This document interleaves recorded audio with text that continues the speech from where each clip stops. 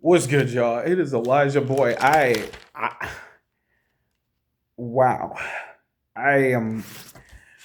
We're just gonna jump into this because, bro, I'm filming this literally right after the show ended. I'm looking at Rollins and Heyman right now, the post show. What a night. Let's just start, dude. I am so flustered here. First, the first match. Roman looks angry and Punk looks confused. Like, so much going on. Okay, let me just get started here. I'm trying not to be distracted. The first match. Wow, World Heavyweight Championship main event: Jey Uso versus the Ring General Gunta. I mean, the match went as about as I went. I'm see. Look, I can barely talk. I got my notes right here, and I still can't talk. The fans were rallied behind Jey Uso. What a shock.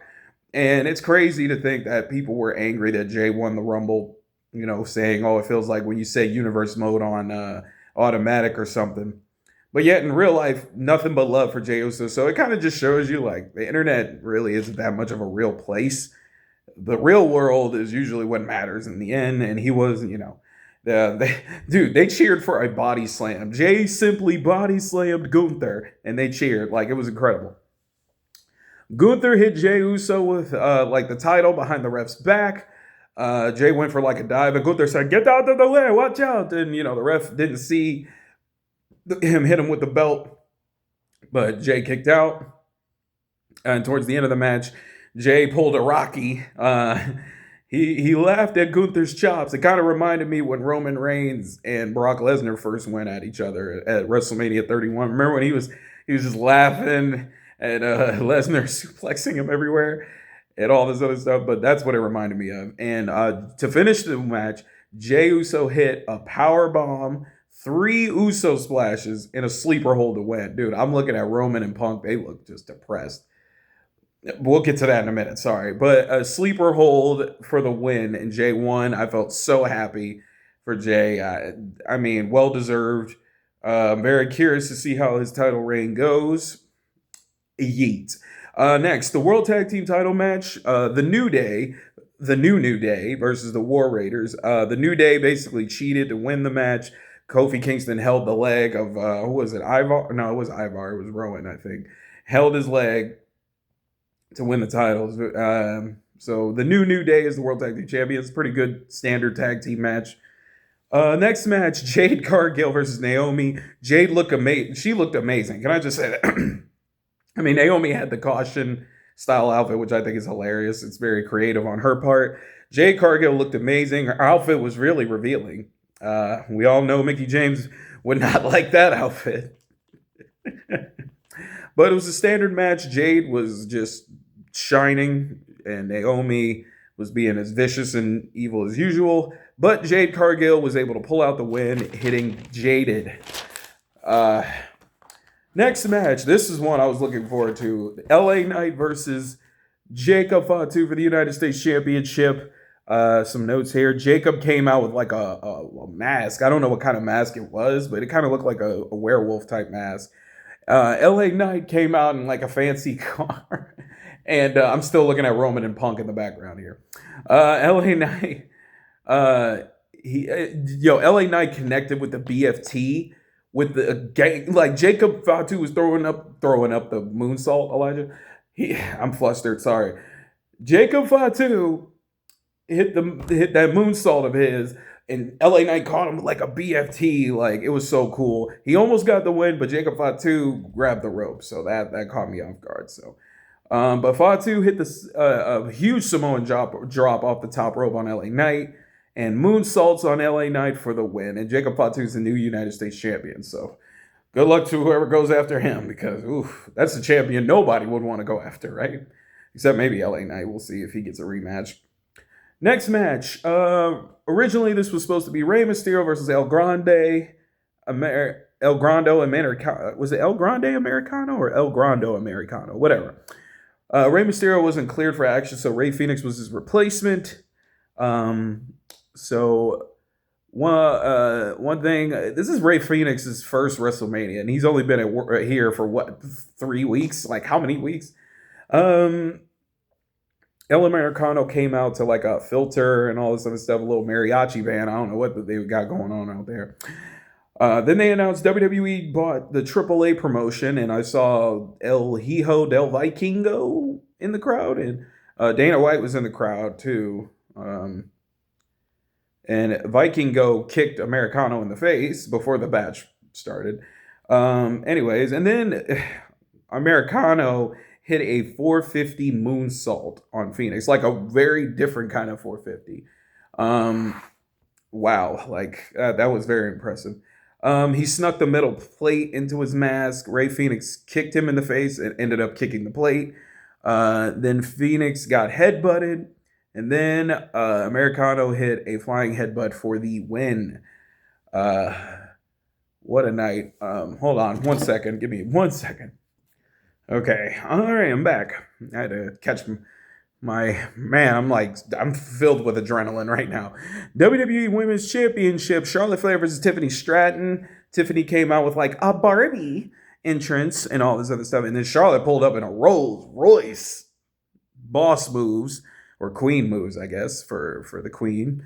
Honestly, this match was so good, I completely forgot to write notes. That's how focused I was. But legit, like, this was an amazing matchup. I was very pulled in. Star-making performance by Tiffany Stratton. The girl, they were just on, like, they were just so in sync. It was ridiculous. But Tiffany Stratton was able to pull off the win with the prettiest moonsault ever. I believe she hit the prettiest moves. Hold on. Okay, that's what I wrote. Yeah. So Tiffany picks up the win. Props to Charlotte and Tiffany. I knew the match was going to be good. Those girls went in on each other. No pause. You know what I'm saying? All right. So now we get to the main event. Sorry, so much has happened tonight. I'm trying to keep track. I was just, wow. Anyways, CM Punk versus Seth Rollins versus Roman Reigns. Let's get to the meat. Pause like a mug. That deserves a pause right there. Seth comes out wearing all black. Looked like he was wearing like looked like a trash bag. I don't know what that was, but he had a flamethrower. The lights went out. And then he came out to like this angelic white outfit. Roman came out. I thought he had a choir, but I think those were just fans behind him.